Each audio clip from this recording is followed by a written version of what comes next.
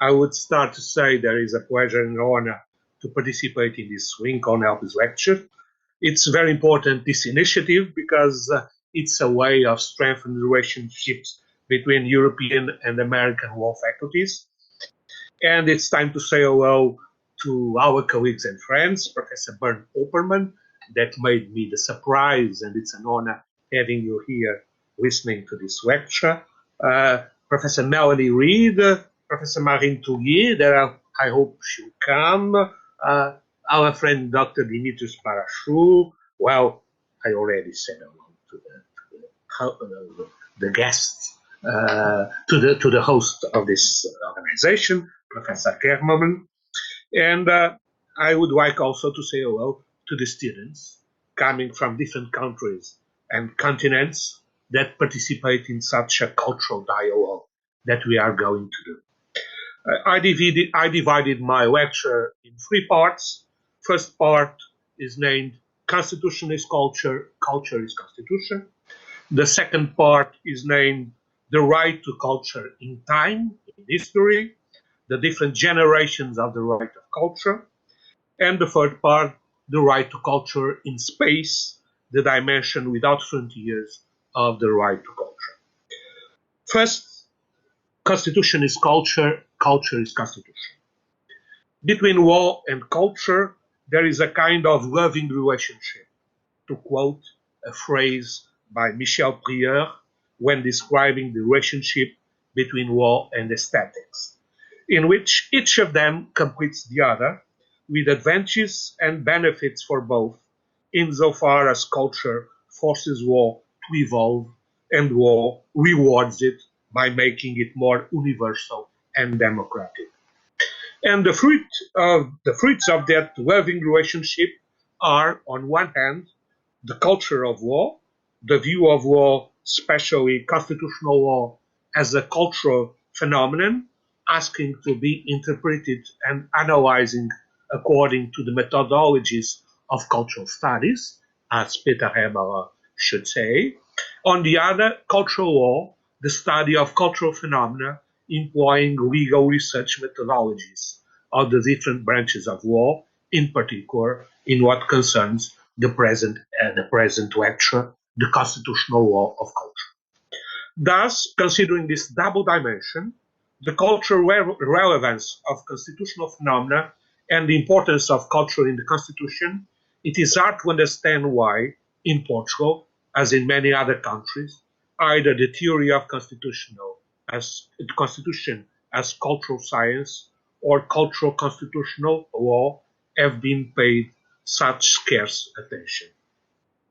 To be able to define one single concept of culture seems an impossible task, bearing in mind the number and diversity of world and life visions that have underpinned culture over the course of history and are still shaping it nowadays. All the more so since the 2 key aspects of conflict and integration constitute essential and permanent dimensions of a constantly changing and multiple reality, such as the cultural one, that does not tolerate static and neutral approaches when searching for a definition. In view of the foregoing, the definition of culture may be seen as a cultural impossibility, and consequently, the attempt to find a single notion of culture must be reassigned to other areas, such as calendar quotations, or TV shows, or even some presidential speeches, if you look at the United States, where we could say a definition of culture entitles you to receive a refrigerator or a dishwasher. However, while the impossibility of coming up with a single notion of culture belongs in the realm of the is, the impossibility of a legal definition in a democratic state under the rule of law belongs also in the realm of the art. The truth is that the law must protect the freedom and fundamental rights of individuals and institutions.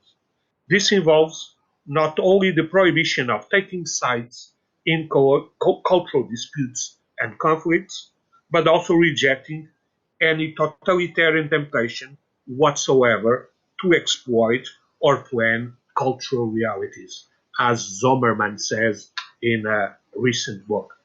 Now that any aspiration to arrive at a single definition has been abandoned, owing to both cultural impossibility and a legal imperative, it is nevertheless necessary, for practical reasons, to seek to delimit, even if it is an open delimitation, the scope of culture specifically in order to apply the relevant legal standards.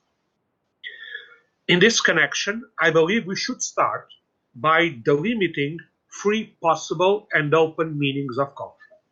The scope of each of them is progressively wider.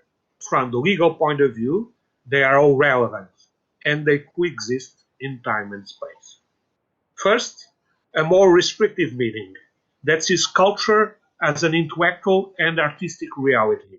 In short, fine arts and literature of the past, the present, and the future. Second, an intermediary meaning, which comprises not only intellectual and artistic creation and enjoyment, but also connects these with other freedoms of the mind, to use an expression of Breillat, especially those pertaining to science, teaching, and education. Third, a wider meaning that defines culture as a complex reality rooted in social groups, population groups, or political communities. It combines historical, philosophical, anthropological, sociological, and even psychological elements grouped along three main axes: tradition, innovation, and pluralism. That means openness. It should be noted that all three, progressively wider, open meanings of culture are permanent from the perspective of legal science. The restrictive meaning is the more efficacious from the legal point of view, at least in Europe, since it corresponds, in my opinion, to the object of fundamental right to culture enshrined in the Portuguese constitution, like in many other constitutions of Europe. For that reason, it must be distinguished from other similar fundamental rights, namely from the right to science or the right to education.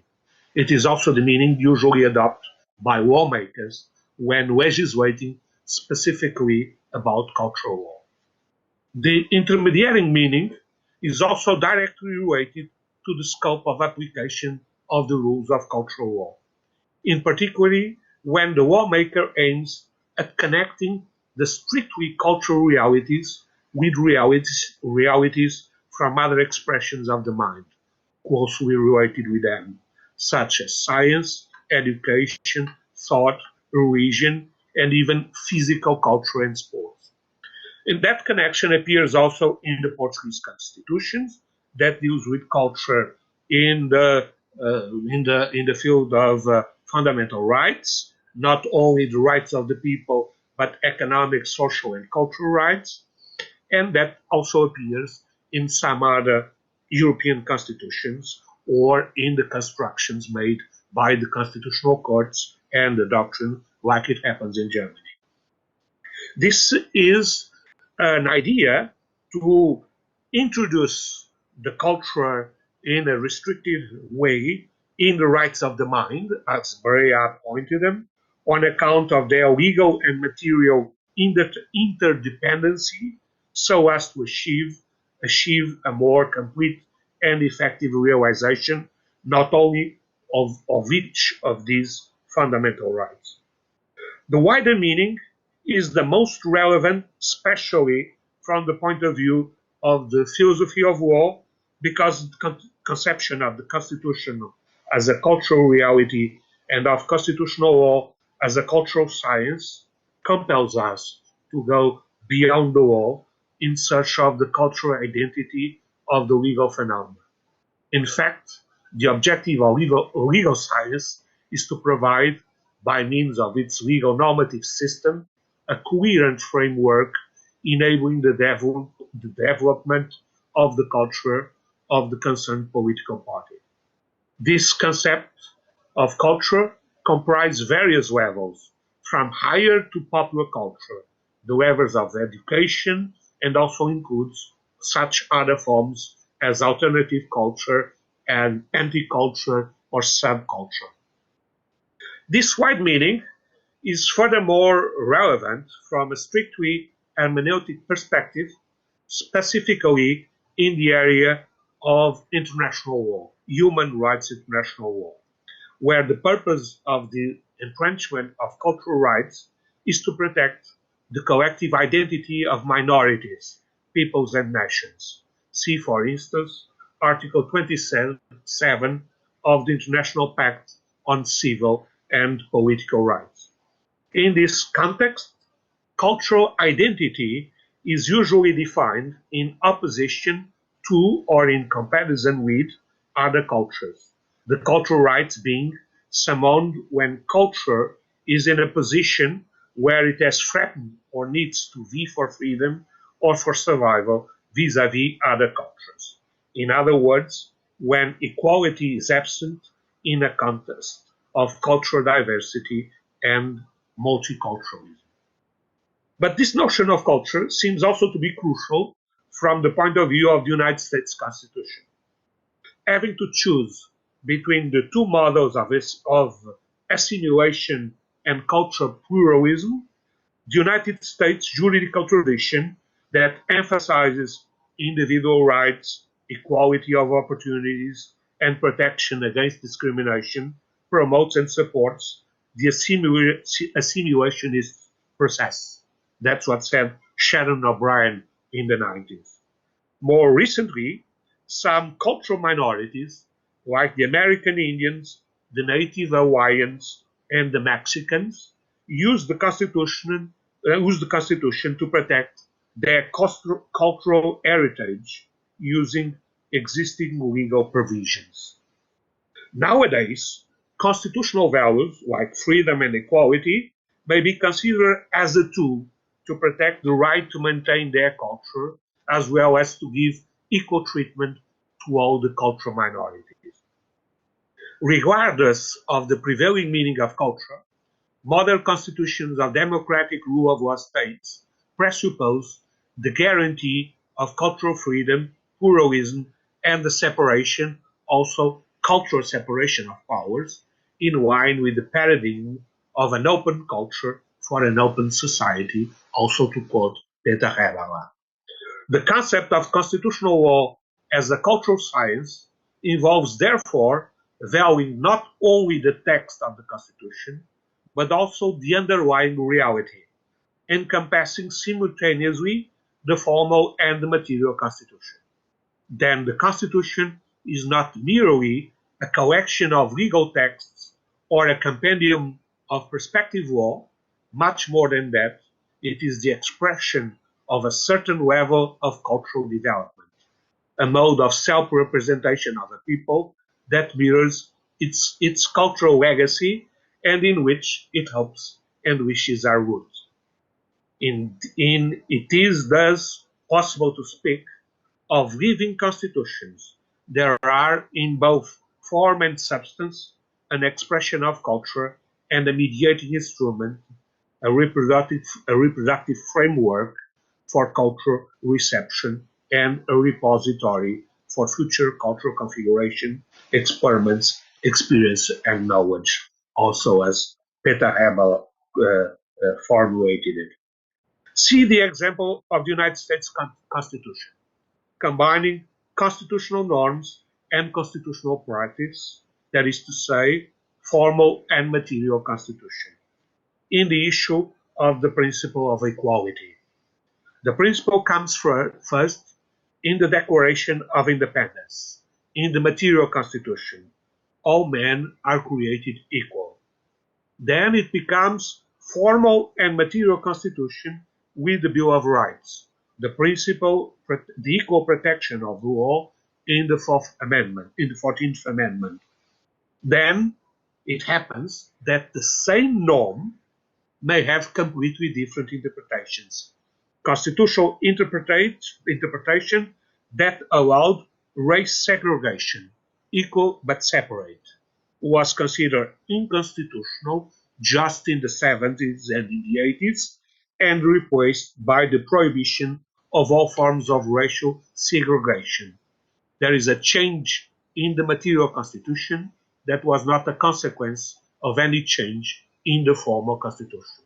The norm remained the same, but the constitution changed in the 80s of the 17th century, of the last century, of the 20th century. In brief and provisionally, one could assert that the culture of constitutional law is a determinant factor in the interpretation and application of the Constitution. And as a result, it does not suffice for the interpreter to operate from a strictly legal perspective. It takes a broader cultural approach to the Constitution to complete it. The methodology specific to legal science converge in this way with the methods specific to the cultural sciences in order to gain a full insight into law and particularly into constitutional law. The need for a cultural framework for legal phenomena and the consequent adoption of scientific methodologies of an interdisciplinary nature has also of late been supported and emphasized by current visions of law as a literary genre, law as literature, or as musical expression, law as music, or even as dramatic art, law as performative art. This is typical of modern trends in legal philosophy, such as the so-called critical theory, critical legal studies, or the postmodern notion of law, the so-called postmodern jurisprudence. See White, Duzines, Warrington, McVie, Ward, Minda, Wooderson, Belkin, Levinson, and many others. That endeavor to understand law and its various planes and objectivation and realization, making use of a determinative analogy with the creative, interpretative, and communication process employed in literary discourse. And the same applies to other artistic expressions as music, theater, opera, cinema, and the retextualization exercises set off by it. The vision of law as a literary genre springs from the notion that the jurist's foremost mission is to interpret the rules to be applied, and this involves a prior analysis of all the possible meanings and historical, current, and future contexts of the text, in a manner very similar to the way in which literary theoreticians or critics appreciate the different readings of the work, identifying location and time period, bringing the task of jurists and literary professionals closer, but also the position of individuals with regard to legal rules and of readers vis-à-vis literary work. It's instrumental in overcoming the quarrel of methods and leads to a search for the universality of the hermeneutical approach, that was looked for Gadamer. Hence, the assertion that we have to read law as a kind of literature and have to read literature as a kind of law, as Boyd might say, the reason is that the interpretation of rules should not correspond to a rather mechanical institutional system in which the lawyer resorts to formalism whose sole concern in efficiency of operation, rather than taking on the creative task of confronting the realities of human experience and of talking about it and of shaping it in language, as Boyd White also pointed out.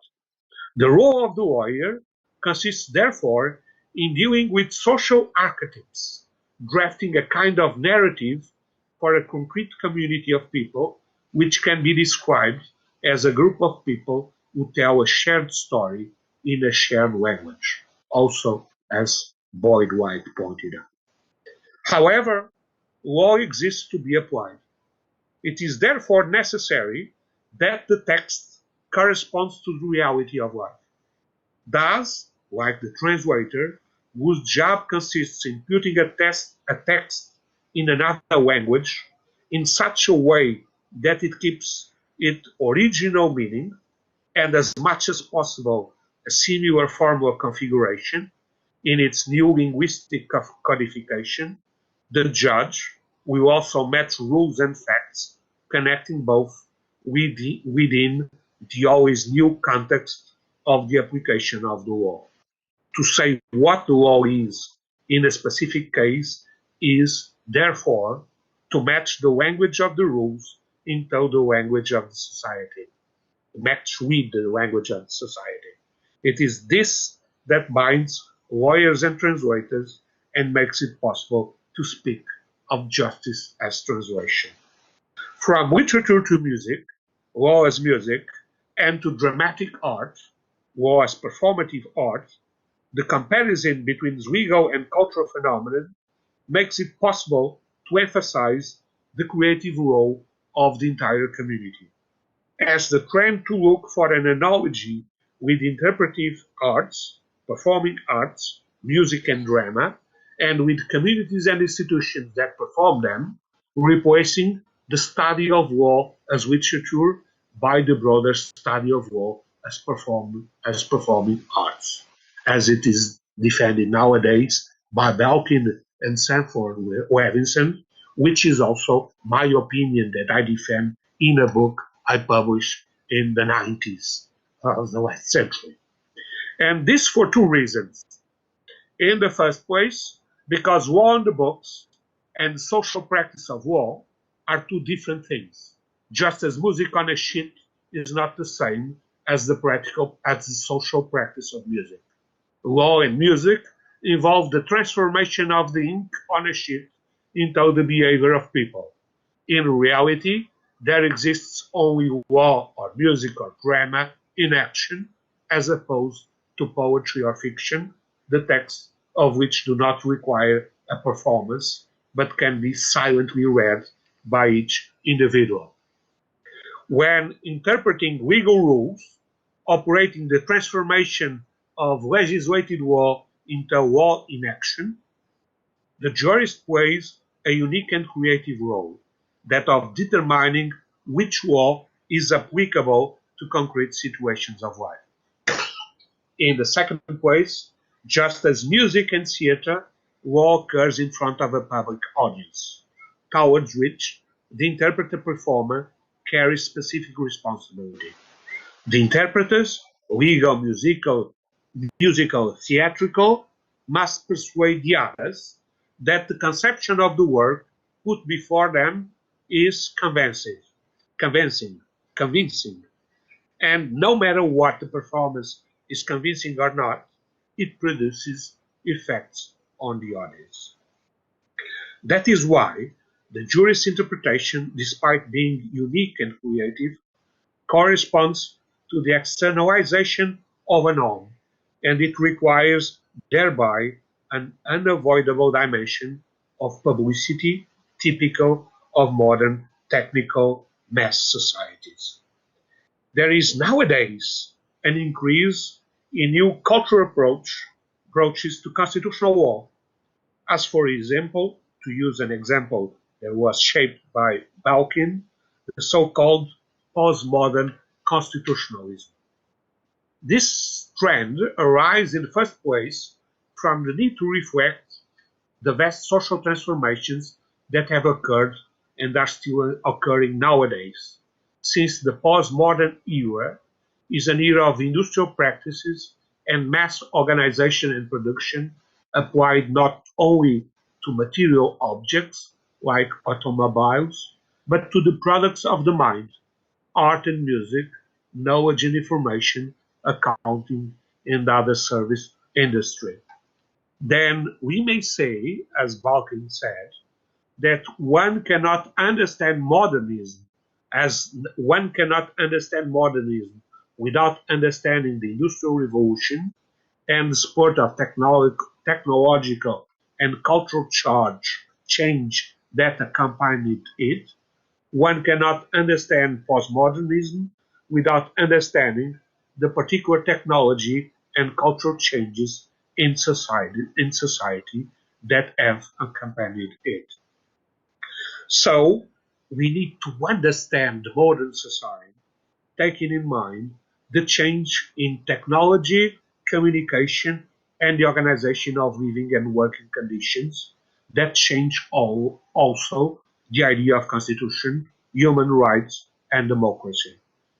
Alterations first in the functioning of the democratic institutions as a result of the media coverage, which fundamentally modified considerably the terms of public debate. In fact, a movement from newspapers to television broadcasting and now to the internet could be observed in the formation of public opinion. And that is a change in the Constitution that must be also considered. Second, the technological change that affect the perception and participation of the public in law. So we have the law bites, like we have some other kinds of bites, the other sound bites that make the constitutional something that is more speedy than usual. Then we have the industrialization of legal production. We have a quasi-industrial model, as Balkin says, of functionment of courts, tribunals. We have to deal with the overwhelming mass of pending cases. And the lawyers and the bureaus of lawyers also become massified and huge in order to adapt to this change that happened in the society. Then we have the technological changes that impact on the privacy of individuals and make the surveillance of citizens by both the state and private organizations easier. And that it's a threat not only to fundamental rights, but it's something that we have to deal when we talk about constitutional law. And to finish, we have the progress in the field of genetics and biotechnologies, which on one hand engender extraordinary benefits for the health and quality of life of individuals, but on the other hand may also result in new and more serious threats to human dignity. So we need to face this change in order to understand constitutional law, not only at the metaphorical level of analogy or applicable techniques, but also of the methodological contribution of other arts and science. It can never lead to an estrangement from the specificity of legal phenomena or to overlooking the autonomy in juridical sciences.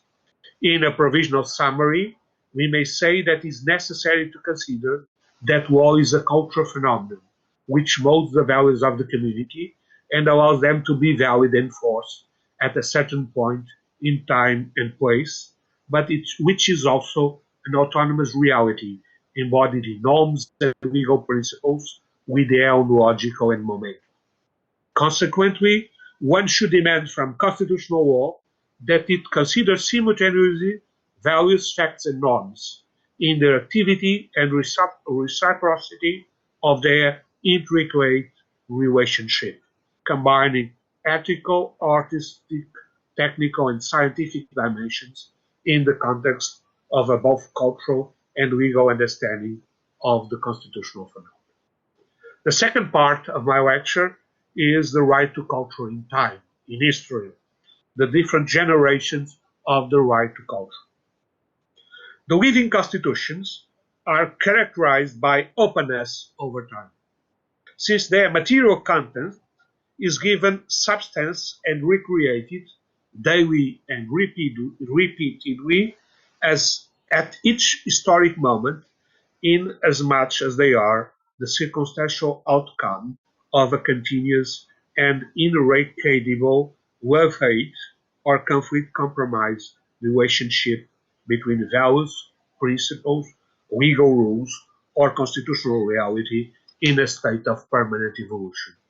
Thus, the Constitution is not just the result of given historical circumstances, but also the way in which to react to them, and consequently, it is responsible, or not in the case of the failed constitutions, for building its own history. One should view fundamental rights as the way to make effective the principle of the dignity of the human person in history, simultaneously under the axiological and historical perspective. The reason, therefore, is that the historical dimension of human rights represents a manner in which to realize their axiological dimension, since the legal ethical principles attached to the dignity of the human person take on a concrete historical form in a certain community in a certain time. As the perennity of human rights, considered as prerequisites for the full realization of the dignity of the human person, does not hinder the circumstantiality of their realization in a certain place at a certain time, as I wrote in the beginning of this century, 2002. A possible key to the interpretation of these combined axiological and historical dimensions may lie in the idea of generations of fundamental rights. In this context, the generations of fundamental rights would be the expression of the historicity of the dignity of the human person at each stage of the evolution of the state and constitution, namely through the correspondence between first generation rights and the models of a legal state and constitutional, second generation rights and those of a social state and constitution, and third generation rights and those of a post-social state and constitution. However, in order to be able to speak of generation of fundamental rights, one must first clarify what is meant by each of those terms, so as to avoid any communication noise caused by the attribution of different, and in some cases, different meanings, opposite meanings, to an apparently common denomination. Thus, in my opinion, to speak of generations of human rights may be an ambiguous notion should it be used in the determinist sense of an evolution from inferior stage to higher, more especially more developed ones, each higher stage replacing the lower. In other words, and speaking metaphorically, should it be viewed as a phenomenon of generational conflict. And it can also be an erroneous notion if it is understood in an objectivist sense, meaning that the new generations no longer address the rights of individual persons, but rather with collective or communitarian aspirations or aspirations of the people. In fact, the genealogical trees of fundamental rights also differ from one another. There are those authors who establish a difference between liberty rights, welfare or equality rights, and solidarity rights, the latter rights which embrace the right to development and right to share in the common heritage of mankind, imply the duty of all states to cooperate and not merely that of each state to act actively. And they carry a collective dimension that justifies giving them a different name, rights of the people. Similarly, other authors acknowledge four generations of fundamental rights, considering that the first would be the generation of the liberty, the second of the democratic rights of political participation, the third that of social rights and rights of the workers, the fourth would be that of the rights of the people. As for me personally, I don't identify with these families of fundamental rights, and neither do I consider the elaboration of the corresponding genealogical trees correct. In my opinion, fundamental rights just as any other subjective right, are advantageous legal positions of certain concrete persons, regardless of whether they are viewed individually or as a part of a group. They are not objective realities without a subject, belonging to everybody and to nobody, like in a song of the kids of the doves that did not belong to nobody. Objective law should not be confused with subjective rights, since, as Henke writes, the law system that exists separately from my person is obviously something different from my own rights that I have in regard to another person. Thus, solidarity, development, the protection of the common heritage of mankind, among others, are fundamental objective principles of the international legal order. But nevertheless, they are not human rights. They have their place in the law system, but they do not confer subjective rights on individuals. These family matters are important. And talking about generation of human rights needs also clarification in these terms. According to the genealogic tree I propose, and that connects generation of rights to models of states and constitution, the following should be kept in mind. That under the model of the liberal state and within the framework of a non-intervention philosophy of the state in the life of society, the first generation of human rights has emerged, encompassing individual freedoms and civil and political rights. For instance, freedom of expression, religious freedom, right to private ownership, right to vote. What was at stake at the time was the protection of individuals against the state, which required that public authorities abstain from intervening in the sphere. Ironically, I could call it a domain of individuals protected by the fundamental rights. Second, that welfare state that assumed the dimension of benefits provider, taking upon itself tasks in the economic, social, and cultural fields, brought the second generation of human rights, corresponding to social rights, the right to work, to social security, to health, to education.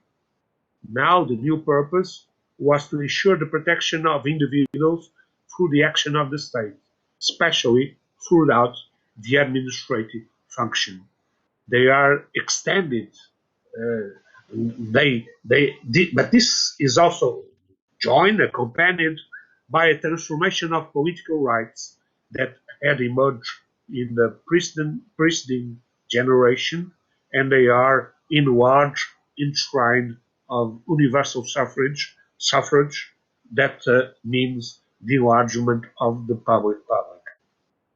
Third, that the post-welfare state in which we live in, within an infrastructural and constitutive logic aimed at development of conditions for cooperation between public and private bodies, is linked with a third generation of human rights in new fields of the life of the society, such as the environment and the quality of life, individual protection in respect to informatics and the new technologies, the protection of life and personality rights in connection with genetics, and all these new kind of rights comprises also procedural guarantees, the latter being understood not only as a means of legitimation of power, but also as a way of realizing subjective legal protection.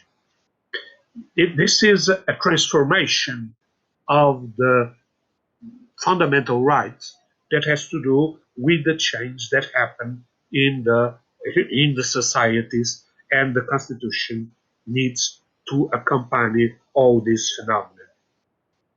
But this succession of generations gave rise also to qualitative change, not only quantitative changes in the number of fundamental rights, but also qualitative changes in the concept of the rights that we are talking about.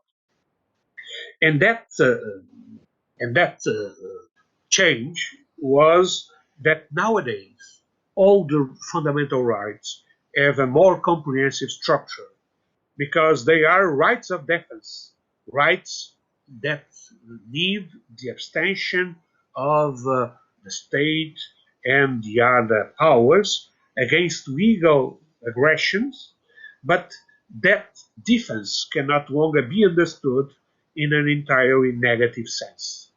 It means that merely as an abstention of states from acting. It now implies that public entities must provide a large diversity of benefits and that the participation of procedural guarantees have been enshrined in law. It also means that said defense concerns as much private as public authorities. In a provisional summary, it is possible to assert that the change of generation requires the concept of fundamental rights to be both enlarged and brought up to date, and that such a legal reconstruction of the notion of fundamental rights tends to imply that the protection or defense they ensure is made effective simultaneously by their dimensions of abstention, provision, and participation, the three contributions of the three generations to the notion of fundamental rights. The idea that abstention came from the first generation, provision with the second, and participation with the third generation of fundamental rights. And we should conclude that the axiological identity of all fundamental rights, because they belong, no matter if they belong to the first, the second, or the third generation, fundamental rights constitute the adequate answer from the point of view of the Constitution to the problem posed by the duty to protect the dignity of human person, which involves in time and space according to new attacks and challenges it has to face in social life. And the second conclusion is that of the structural identity of all fundamental rights, since they may all be characterized in a legal perspective by the fact they have at the same time a negative and a positive dimension, as well as an objective and a subjective dimension. So it does not matter if it is a right coming from the first generation, the second, or the third, they all mean that they require abstentions from the state, they require provisions from the state. It's impossible to guarantee the right of speech without having laws, without having courts, without having an activity that includes policies and so on. So it's not possible to do nothing and just abstain. We need, for all the rights, the idea of the positive action from the administration. And we need also to consider the idea of participation in all the rights. And if you look at this idea of the right of protection, it can happen also in all kinds of rights. I have here some examples. The right to property, when there is an illegal declaration of public interest with regard to a property. In the right to work, when there is a discriminatory decision based on sex in the context of access to all promotions in the civil service. Or the right to a healthy environment in an illegal environmental permit granted to an industrial plant producing or using toxic chemicals. So the concept of human rights must be changed, and this concept has consequences in the way as we look at the constitutional law. But the complex nature of the legal structure of the fundamental rights is particularly evident in the history of the right to culture, which seems to suffer from anxieties with respect to its generational identification, insofar as its legal definition has changed over its successive stages of evolution. This is a fundamental right, the content of which appears to always be up to date with current fashions, since it keeps changing as it accompanies the succeeding generations of rights. In the first generation, it emerged as a freedom vis-à-vis the state, taking its place among the so-called freedoms of the mind, to use the terms coined by Dominique Pereira, and it was explicitly or implicitly enshrined in liberal constitutions, since it could also be developed on the basis of the freedom of expression or thought, according to the prevailing notion of law. In the second generation, it takes the form of a right to welfare, falling into the category of economic, social, and multicultural rights, because it requires public policies in the domain of culture. In the third generation, it takes on dimension of a right to participate, or a shareholder right, to use the German expression Teilhaberecht, being an institutionalized form of cooperation between public and private authorities of a procedural nature. As a result of this journey through the history of the right to culture, it has become absolutely clear that we are dealing with a legal reality open to the times, which is also the case of the other fundamental rights that, instead of stopping at a given moment in the past, has kept evolving and adapting to circumstances, assimilating and combining characteristics of the successive generations of rights. Answer its complex legal nature with both negative and positive, subjective and objective dimensions. Third and last part of my lecture, the right to culture in space, the dimension without frontiers of the right to culture. Individual fundamental rights do not raise only historical or temporal issues, but also space-related questions. In fact, it has long been understood that the rights of individuals need to be protected beyond the frontiers of the state and of domestic constitutions, and consequently, the protection of human rights on the international plane and of the fundamental rights at the level of the state is enshrined in the Constitution.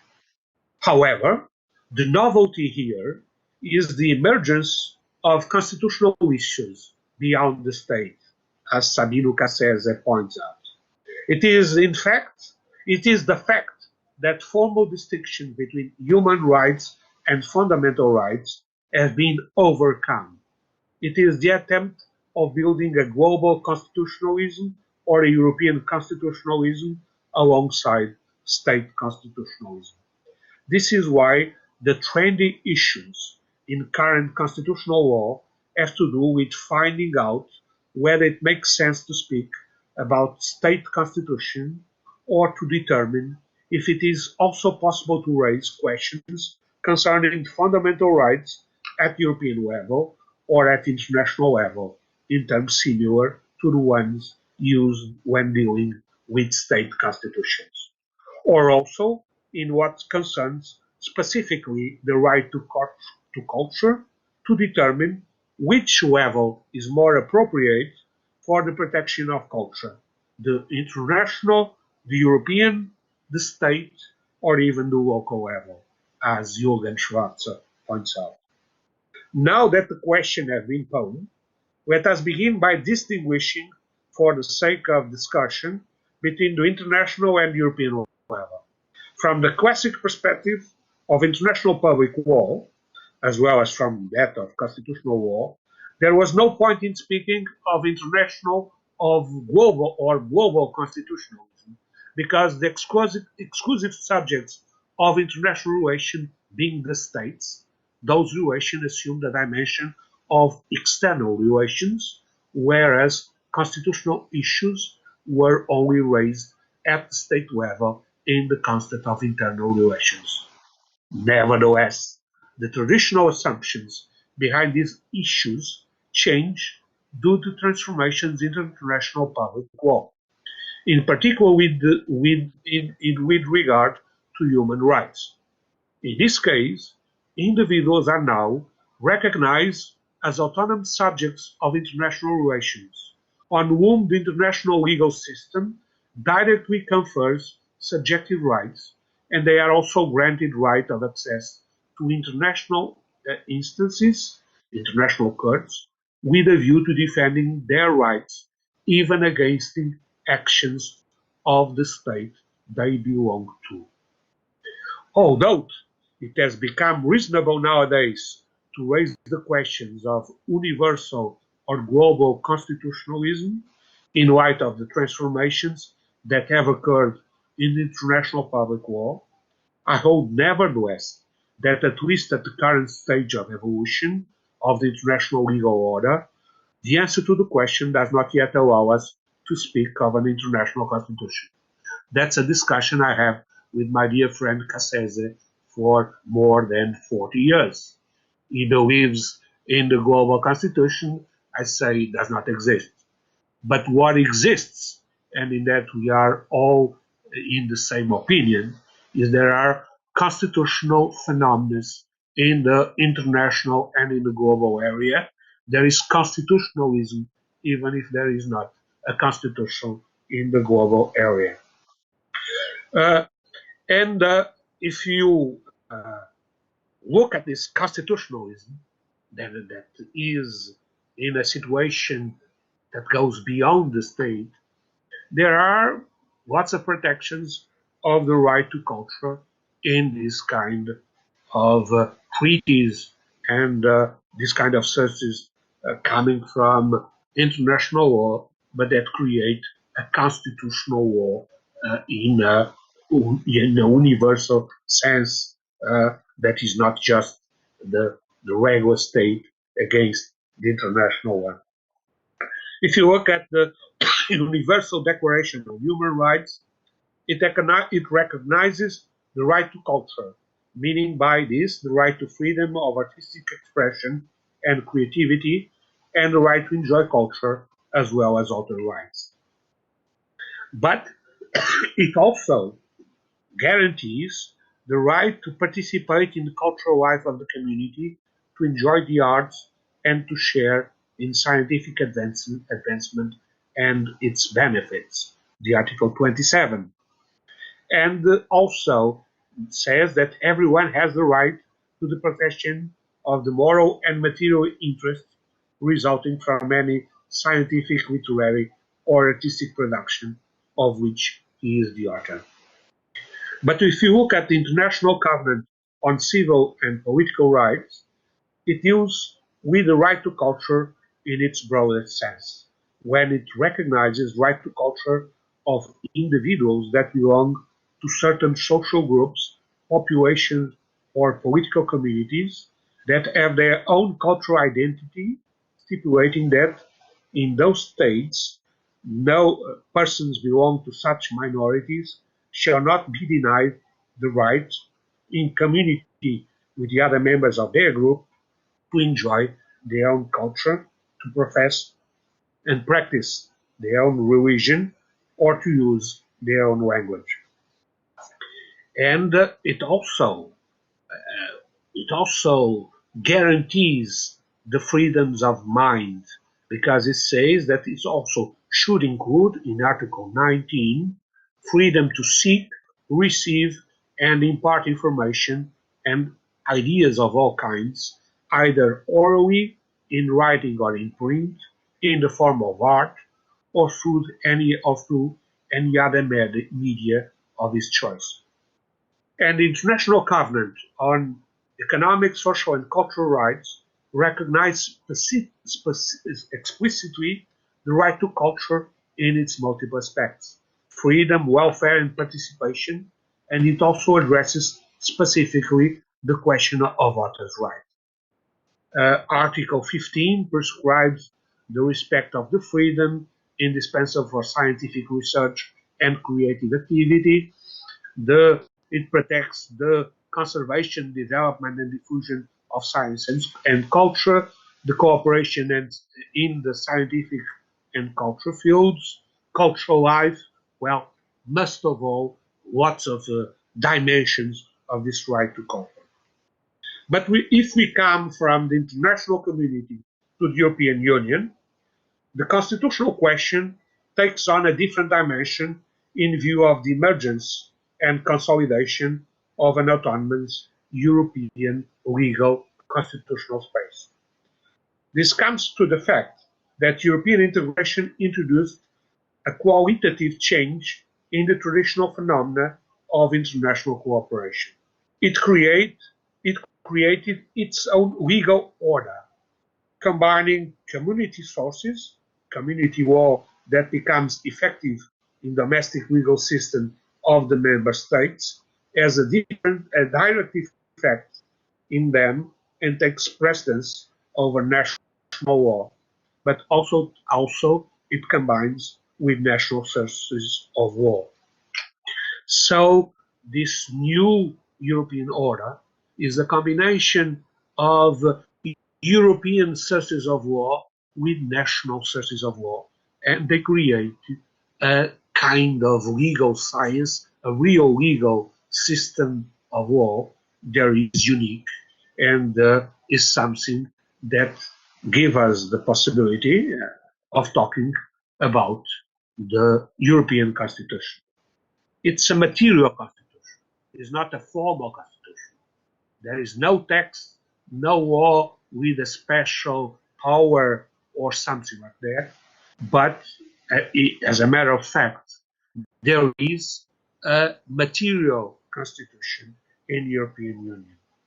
Because constitution making power itself, which during the first years of liberalism had been indissolubly linked with the state, takes on also an international dimension, as it is the case within the framework of the European Union, where the President of fundamental rules and principles concerning power sharing among EU institutions themselves, as well as between them and member states' institutions, and the protection of fundamental rights, see the European Charter on Fundamental Rights, constitutes a true European constitution, at least in a material sense, even though it is not possible or one should not speak of a European state.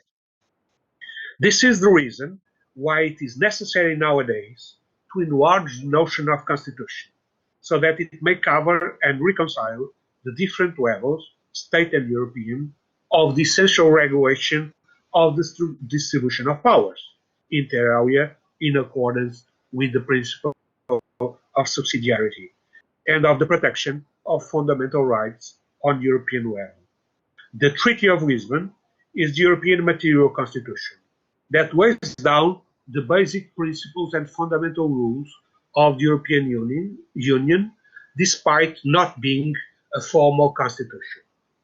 It results from the exercise of diffuse material constitution-making power, which includes the direct or indirect intervention of the EU institution and its ratification by the parliaments of the member states or the submission to referendum. Thus, the treaty is the result of a combination of European material constitution-making powers with national constitution-making powers, the way involving not only the ratification by national parliaments, but even constitutional courts. See, for instance, the judgment of the Lisbon, the Lisbon decision of the German Federal Constitutional Court. There was a fight for having some constitutional power. As it is now, this late decision on fiscal policy of the central bank, which is also a requirement of the German Federal Constitutional Court to participate in constitutional power in Europe. And that's a consequence of this diffuse constitutional making power that we have nowadays. The new logic of the multi-level constitutionalism, as per Nietzsche named it, or plural constitutionalism, as my disciple Miguel Maduro, one of the best students I ever had, call it, involves combining different levels of legal protection and bringing them in line. For instance, by resorting to conflict of law rules of a constitutional nature, such as, for instance, the rule of subsidiarity. But it has also led to the need to reconsider, from the point of view of its legal virtuousness or equity and efficiency, the question, one that goes beyond the constitutional levels, of knowing which is or should be the most appropriate level of regulating certain matters in constitutional as well as in ordinary terms. In the field of right to culture, with its multiple and diversified manifestations, the rationale of multi-level protection is compulsory and requires to take into account successive levels of regulation, not all of them of the constitutional, namely the international, European, the state, including the federal and the state level, the regional and the local. And the answer of which is the most appropriate level to regulate culture, it's a question that it is open today and forever. Because if now, with the idea of subsidiarity, the state has a prominent place, the idea of the creation of a Europe of the regions opens the idea that the regions are also a place for creating and protecting law of culture. In what concerns European protection of the right to culture, the following questions should be mentioned. First, the European Convention of Human Rights.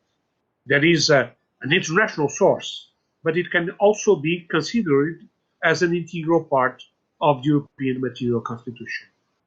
It recognizes only implicitly the right to culture, but it considers it among the freedoms of the mind, giving him a broader and effective protection.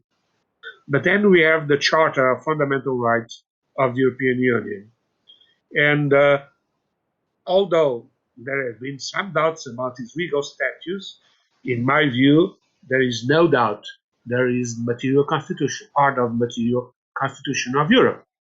Because we know from the French Declaration of the Rights of the People, it was a French declaration from humanity, that no state has constitution if it has not separation of power and protection of rights.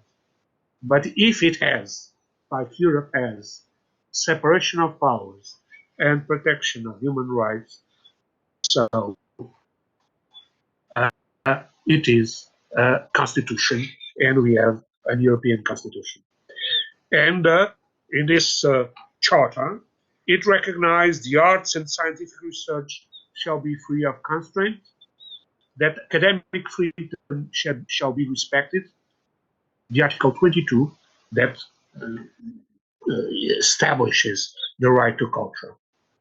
But to finish, after having described the question of the protection of fundamental rights to culture from the perspective of law without frontiers, we now very briefly to characterize some of the protections from a comparative point of view in some European countries and the United States of America. In Portugal, all the constitutions from the 19th century take care of the right to culture. In some cases, implicitly, among the freedom of thought and the other liberties of the mind, like in constitutions of 1822 and 1911. In some other case, explicitly mentioning the right to culture or some of its dimensions. Today, the Constitution of 1976 recognized explicitly the fundamental right to culture, both under Title II on rights, freedoms, and guarantees, and under Title III concerning the economic, social, and cultural rights. The fundamental right to culture in Portugal has a complex legal structure. It comprises simultaneously typical elements of each generation of fundamental rights: the dimension of liberty, Article 42, the right to welfare, Article 78, and the right of participation, Article 73. In Germany, the first time the right to culture emerged expressly as a fundamental right is on Article 142 of the Weimar Constitution. Although, admittedly, in this case, as in others mentioned before, one can argue that it was implicitly recognized in earlier constitutional texts, namely in the Frankfurt Constitution, being one of the components of the liberal concept of right enshrined in them. The current German basic law, in Article 5, S3, freedom of expression, arts and sciences, established that arts and science research and teaching shall be free. Moreover, the recognition of the right to culture as a freedom in the constitutional text is repeatedly expanded thanks to case law and legal scholarship, which have repeatedly asserted the positive dimension of the right, thus introducing the components of welfare and the participation.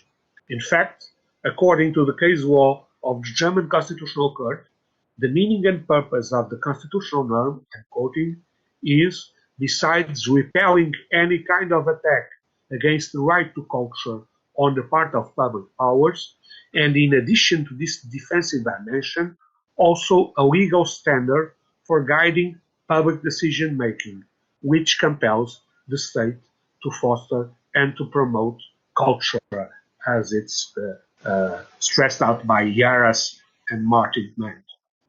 This result undoubtedly creates a comprehensive dimension of the right to culture, both in their liberal point of view of the first generation, but also on the second and on the third. In France, one finds a very clear distinction between a negative and a positive dimension of the fundamental right to culture, both recognized as such.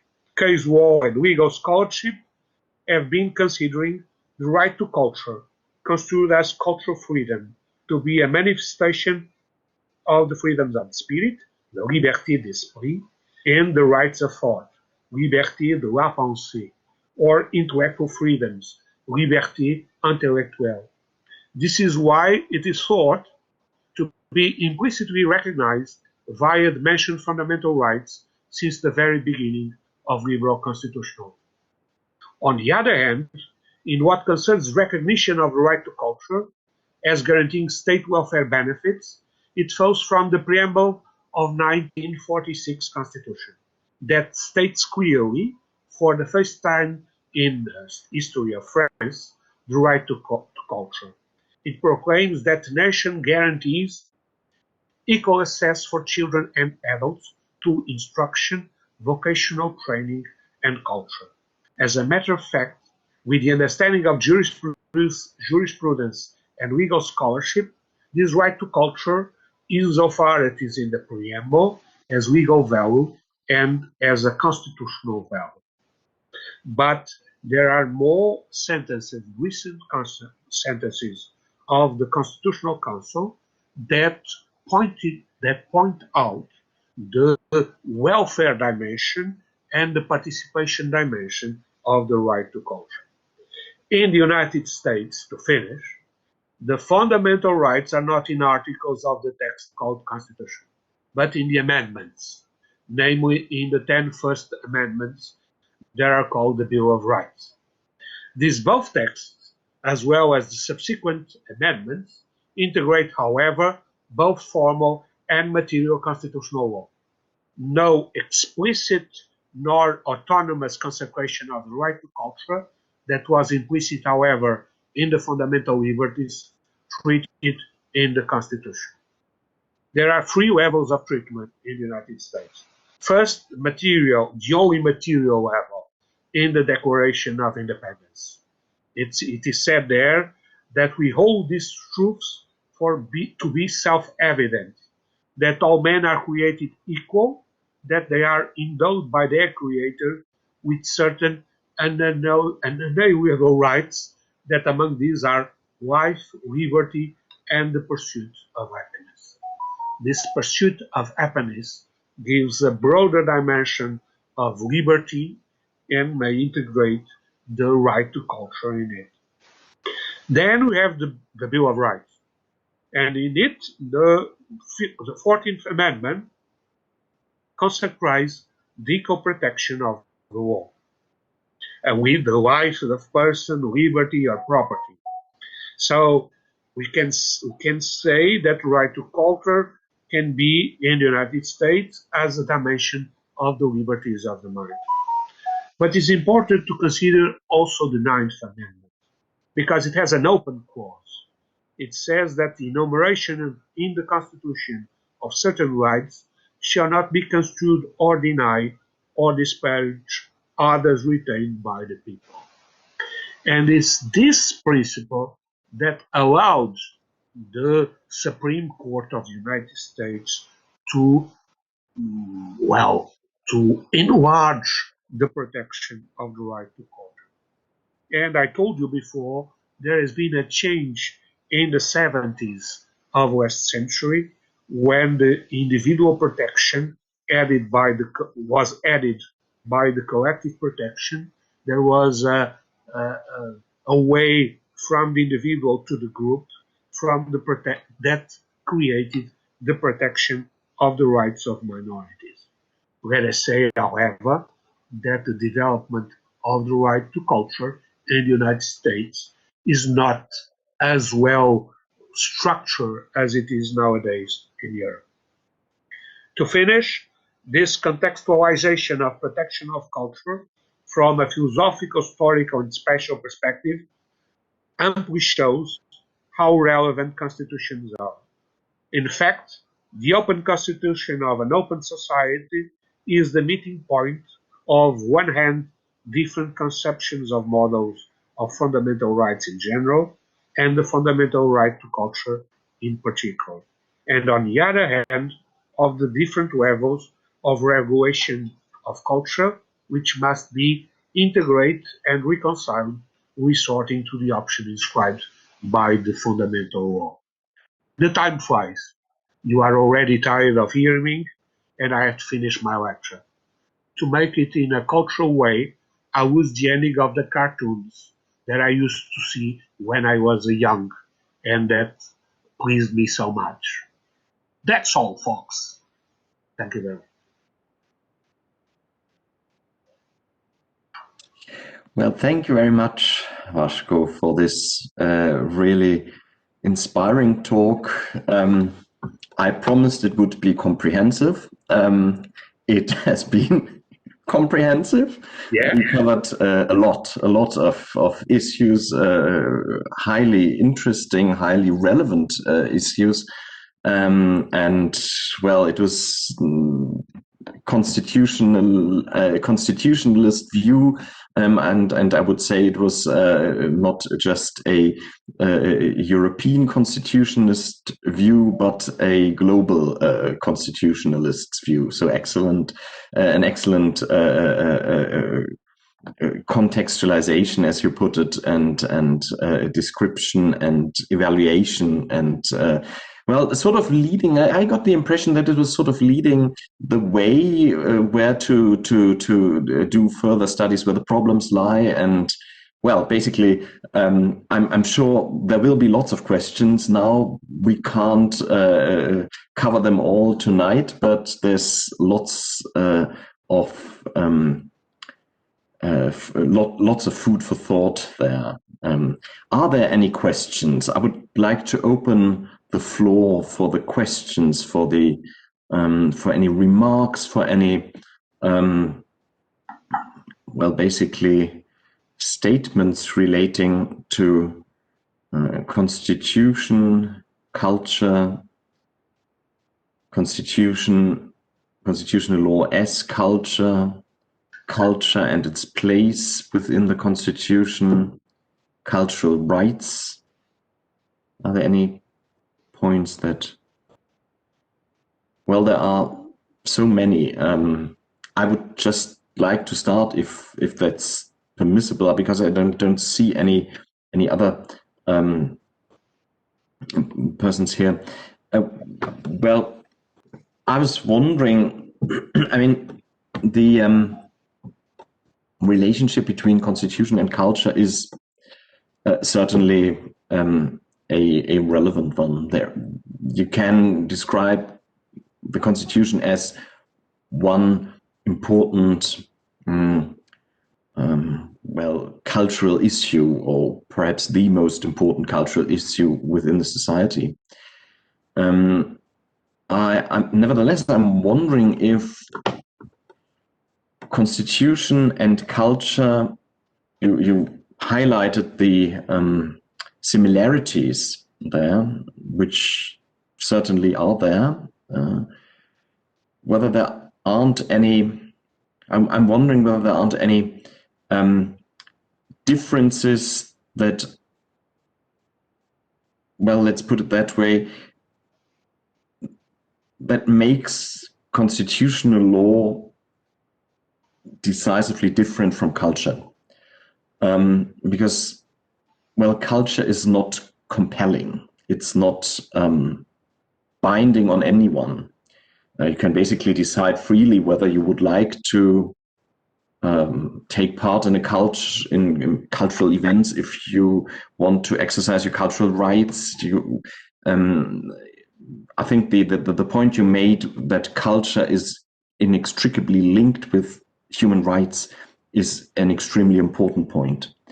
So I'm wondering whether that has got some sort of consequences for the relation between constitution and culture, because in culture, to put it bluntly, you can sort of opt out and say, well, I'm not interested in this cultural event, in this cultural movement, but you can't really opt out of the constitution. So I'm wondering if you sort of, if there is a distinction which makes culture and constitutional law more distinctive than it might appear in the first place. Okay. Thank you very much. It's a very interesting question. First of all, about what I've said being something that will be developed in the future. Well, probably yes, but what I see, let me say that it comes from the past. I already, and I talked about it, I wrote a comment in the 80s. I published a book on 2002 on culture, the fundamental right to culture, and most of those things were there, the things that I talked about it today. And now, more recently, as a result of an adventure that we are both in, which is the encyclopedia of contemporary constitutionalism, I already wrote an article that tries to update some of the things that I thought before. So it's a kind of way that has been progressing, and well, probably I'll be back to it in the future, since it's one of the marks of one of the pillars, let us say, of my thought. But it's something that comes from some long time ago. So something that came here for this conference, and I decided to use the text I published for the encyclopedia for this lecture, even if I had a problem of cutting. Today I was talking with Dimitris this morning and said I already cut it 20 pages and I need to cut more. And probably I was not successful. I should even have to cut some more, because otherwise, as it probably happened, this lecture became a little bit boring and difficult especially for the student to join what I was saying. So this is to explain how I came to this. When I say that our good friend Rainer Arnold, that had the idea of making that encyclopedia of the contemporary constitutionalism. I knew him from a long time. He knew that I have written about culture and said, "Please, Vasco, I need it for this first articles. I need one to talk about culture." And I said, "Well, I can try to up to date." And it was that up to date with a little change, because in the up to date I spoke about Italy, Spain, and not of the United States, so not so much as here. I changed for this kind of work. Regarding the difference between constitutional law and culture, you are absolutely right. And that's a part that I pointed out in some pages I had to cut, because the most important to me was to prove the influence and the love relationship between culture and constitution. But I never said they were one entity. They were seen as two entities from the past, in the present, and in the future, and they have a relationship that involves love, but also involves hate and other kinds of things. So, uh, and there is a part I sent away because I thought it was not very important to be here in the first part of the lecture, when I try to create a conception of culture and connecting it with constitutional law. I say that from the point of view of the lawyer, that does not make our task easier. It makes our task much more complicated, because we need to be wonderful lawyers in the strict sense. We need to deal with the law and its specific techniques and these other things that we take care in the field of law. But we also need to be keen on cultural questions in order to understand how the norms were born, how they evolved, and so on. So uh, the idea is not the idea of the dissolution of the two realities of culture and the constitution. That makes no sense whatsoever. They are two autonomous phenomena, but they are connected phenomena. And the idea that comes from Habermas of the law, constitutional law, namely, but also law in general, as a science of culture, not as a pure science, not as a social science, but as a science of culture, was something that I wanted to, to talk about and to emphasize it. And this had consequences in the way of I look to the fundamental rights, to the evolution, to the construction there is here, and I tried to explain. But that does not mean a dissolution of culture in the Constitution, nor the Constitution in culture. They are autonomous entities from the world of the ideas, from the philosophical point of view, but they have, well, and that was the idea I was trying to stress. I stole it to Michel Pereira, the idea of a loving relationship between these two realities.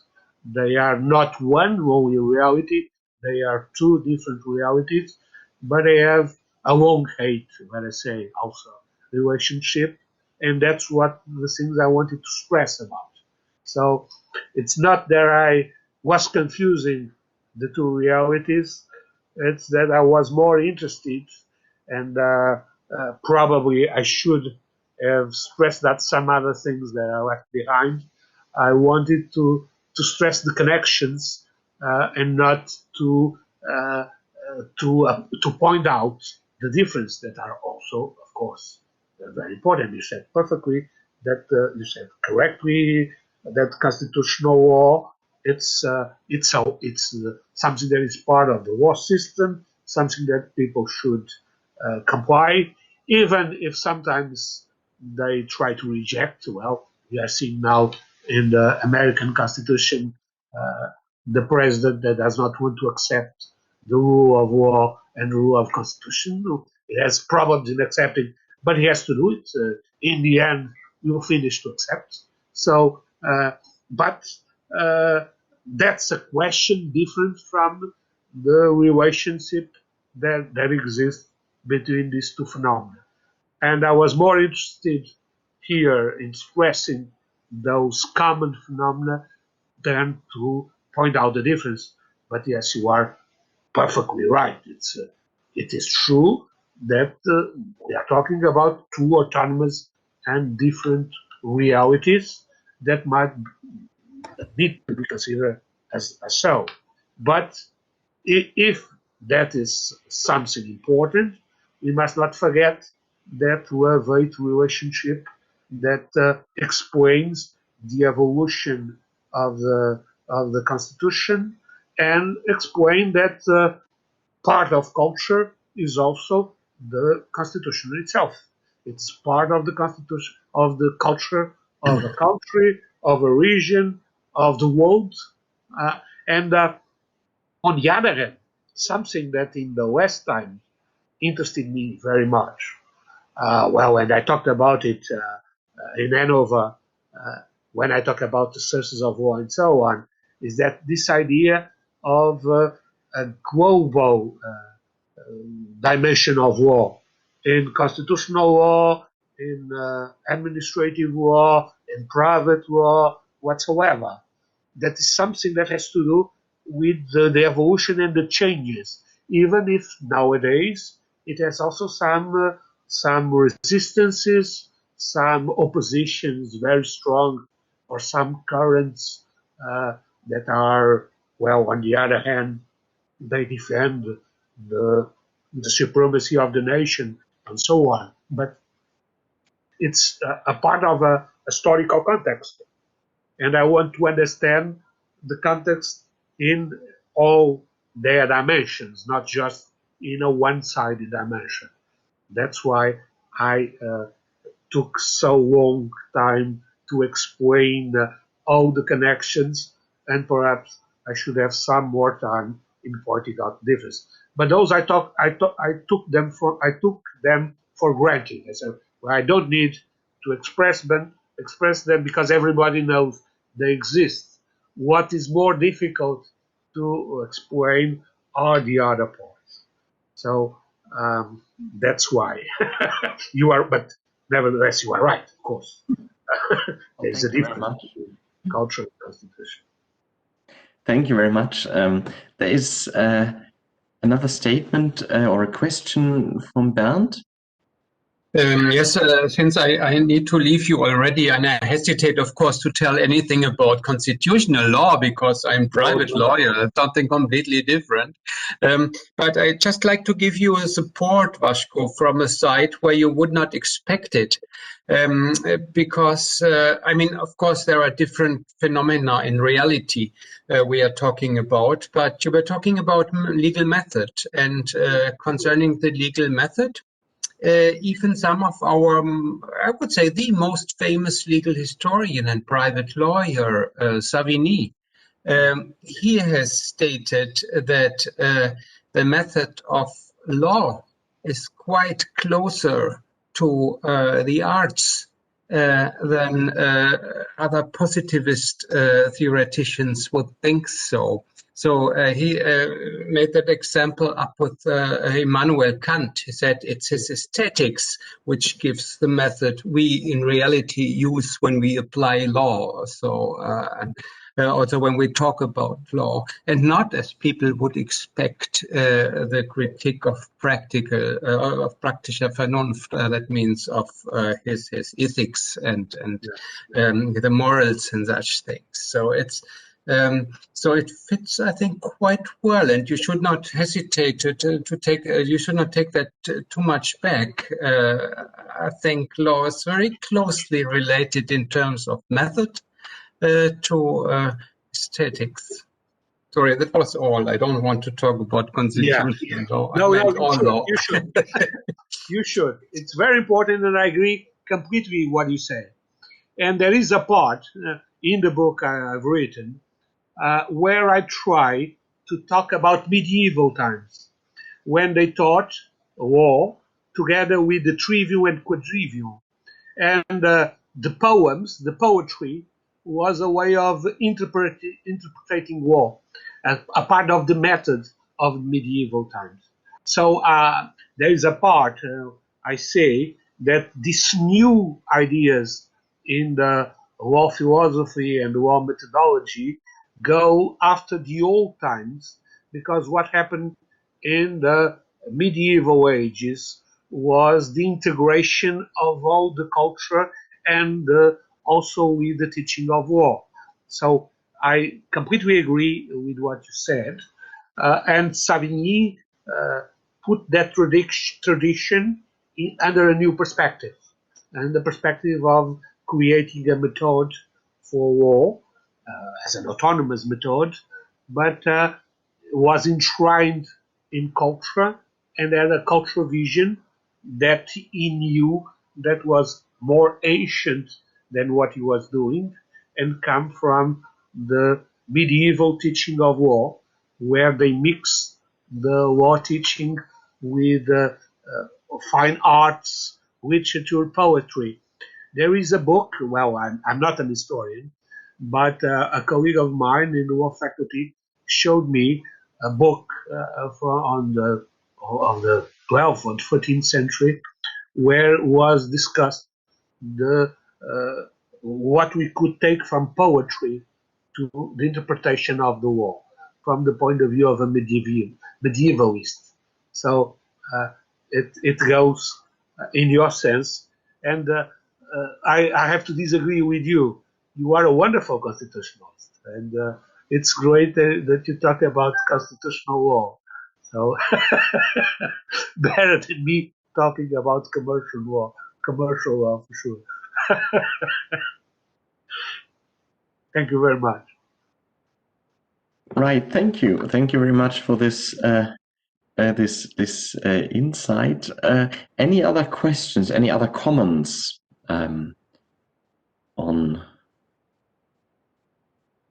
Well, if that's not the case, perhaps if you allow me to ask just one other question. Of course, my friend. Yeah, I don't really know the answer to, and it's a real question. I mean, we've been talking about constitution, culture, cultural rights, and we're living in times where it's sort of difficult to preserve unity within states and unity within organizations like the European Union.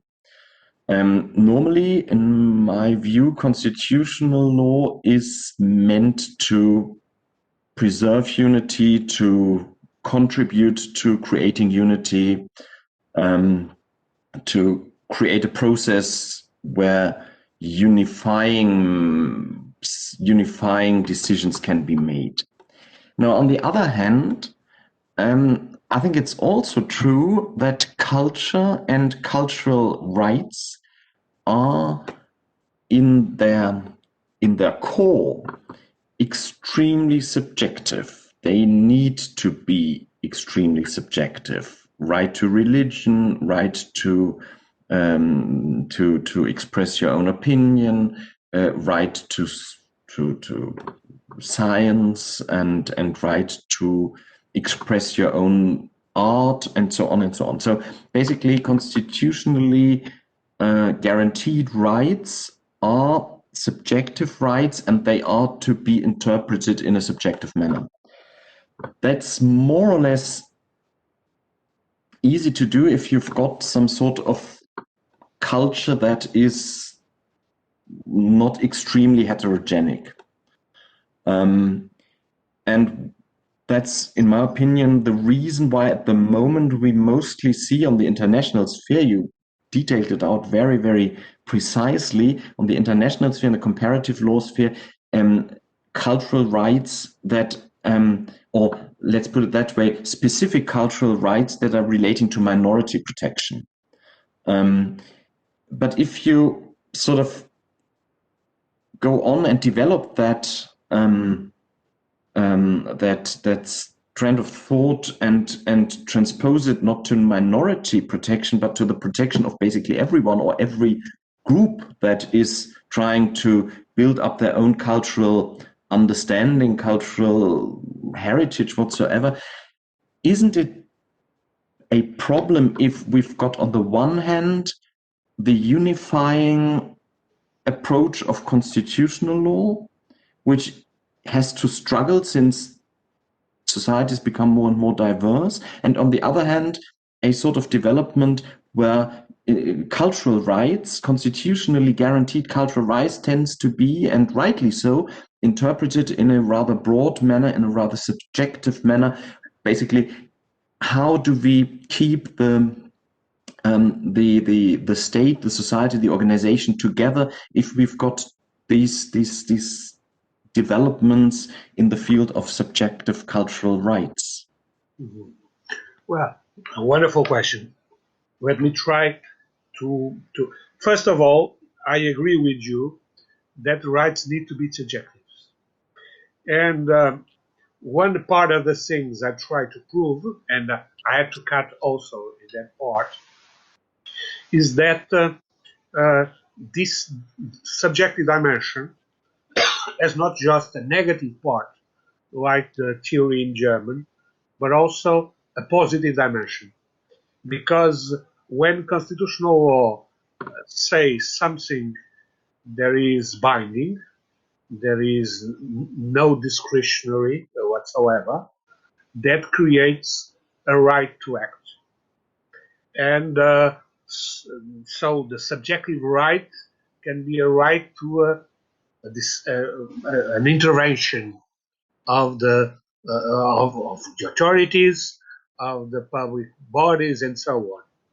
And that it's very strange, because in administrative law, in theory of the fundamental of the rights, subjective rights in administrative law, everybody agrees with that, but not in constitutional law. The German constitutional law says, well, the subjective rights are only the negative ones, the rights of abstention. And in my view, that's not correct. And we need also to to introduce this idea that the welfare and participation are part of the question of the subjective rights and not just of objective protection. Where I say that your constitutional court had done so in some part, even if sometimes even implicitly or implicitly. But from the doctrine, I've seen that the administrativists, deal very well with this, but the constitutionalists not so well as the administrativists. So first, to say that I agree with you, and I distinguish very clear what is a right protected from the point of view of an individual, and what is something that is protected from an objective perspective. So I don't reject the idea of development, the idea of protection of the biosphere or something like that, but not as a right, as an objective or principle of the legal order. And the rights must have, in my view, a subjective dimension. But having that in mind, that subjective dimension must be considered not just from the constitutional point of view, but in a multi-level point of view.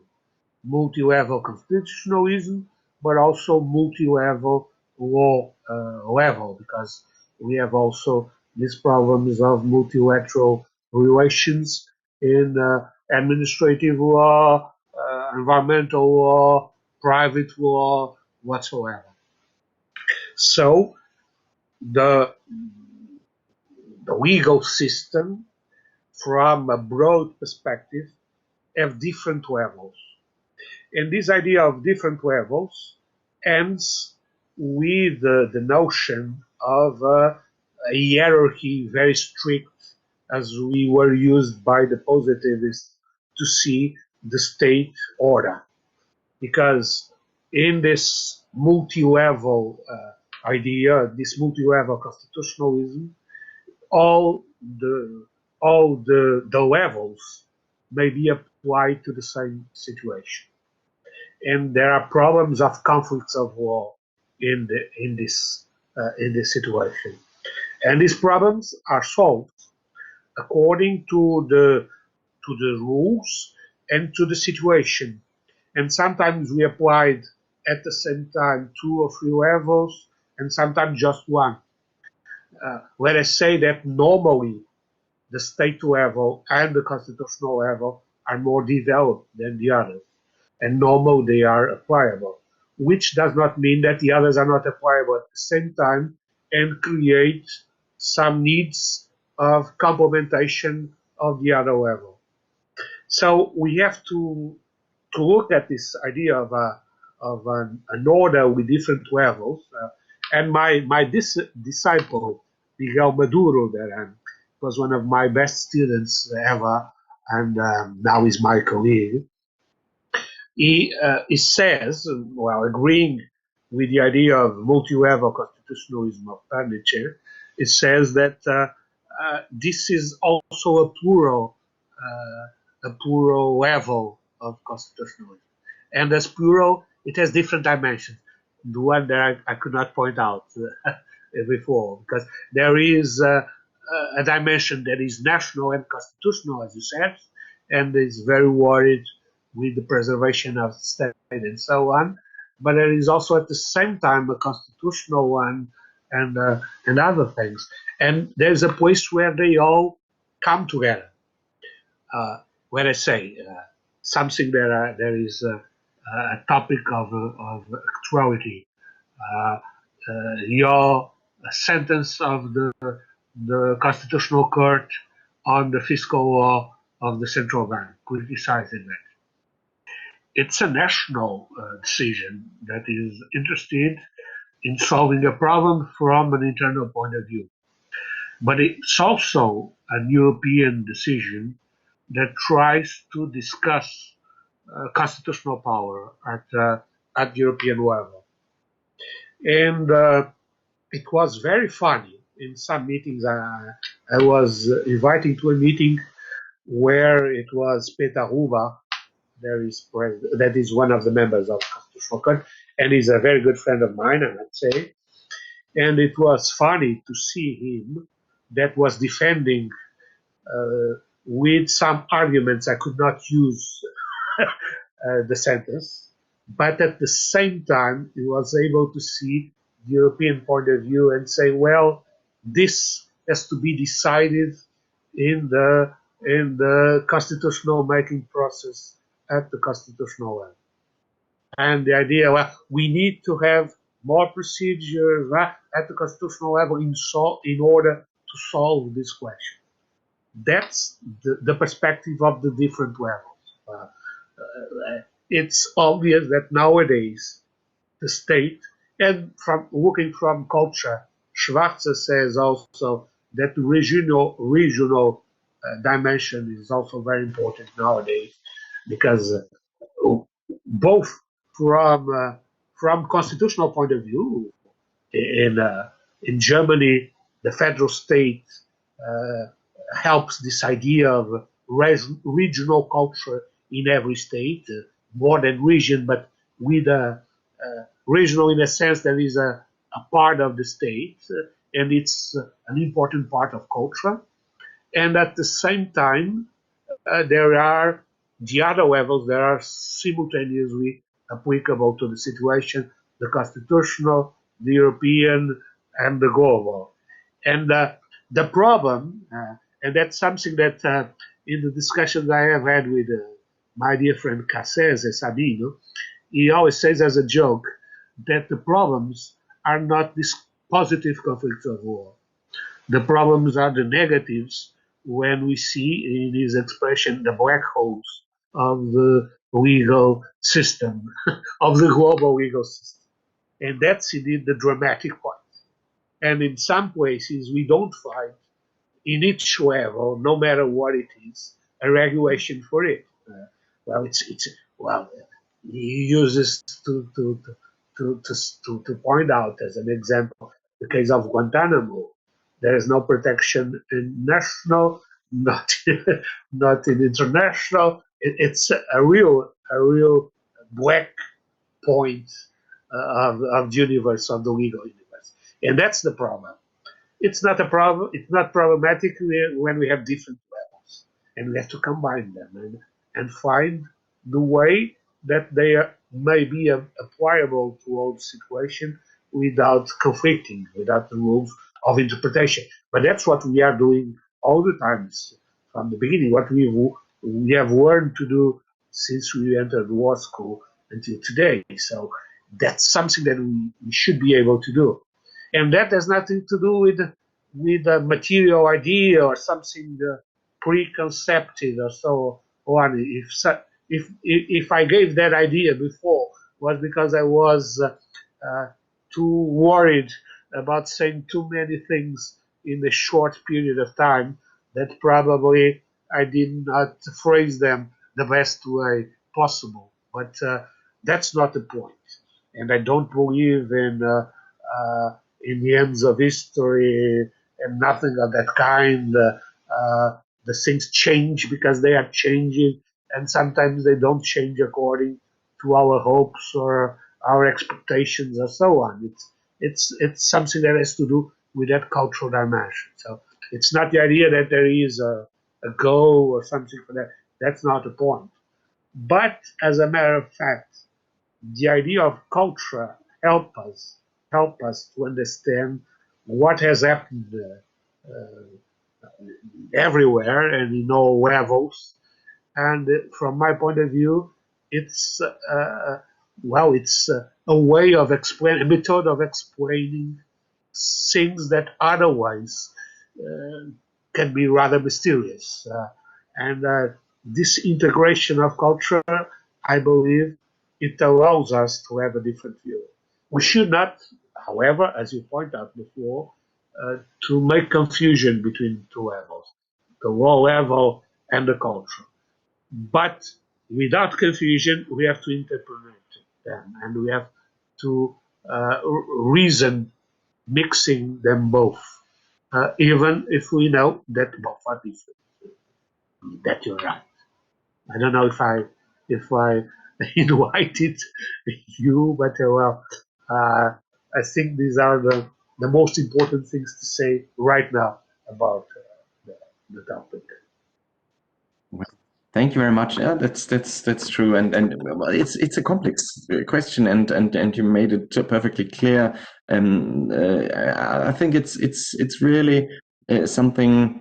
Well, we will talk about that again, I suppose. Yeah, of course. It's a thrilling topic, and I'm really happy that you held this lecture today on such a topic, which was really stimulating and inspiring. So thanks again. Are there any other questions? We are approaching 8 o'clock. I don't know whether the system allows us to go on longer than 8 o'clock, but well, are there any questions? Otherwise, we will have to log in again. Are there any further questions? No. Well, if that's not the case, then thank you very much again. Thank you, dear Vasco, again for this excellent talk, this excellent lecture. Thanks to every one of you to have participated, to have been here, and to have contributed. And well, we have to leave now, and I'm very happy to announce that next time it will be Marie-Louise's turn to talk to us next week, same time, same place, somewhere in the virtual orbit, somewhere in Oh, the. she's laughing. She's there. It's difficult today. I have a lot of problems, but I'm just there, and sometimes I'm and we see you. Great. And now you can see me. You see. Yeah. I hope next week there will be no technical problems. Anyway, thanks you very much, Vasco. Oh, you're welcome. Thank you very much for having you here. And see you soon. Well, thank you all, and see you soon. See you next week, and stay safe. Take care. Yes. Thank you very much. And have a nice day in Lisbon. I'll try to reach you in the end of the week. Oh, perfect. That would be great. Yes. Yeah. Because I have lectures in the other days, but Yeah. I'll try to be Friday perhaps in the West day, because that means a free day, so I can do it. The others are really complicated with other things, but at least Friday I may thank you for for the course you gave to our students, and it's great to have you. Thank you very much. We want to have you more times in presence, but it's better than nothing having you by the internet. It's great that our students can benefit from that. Thank you also. Thank you very much.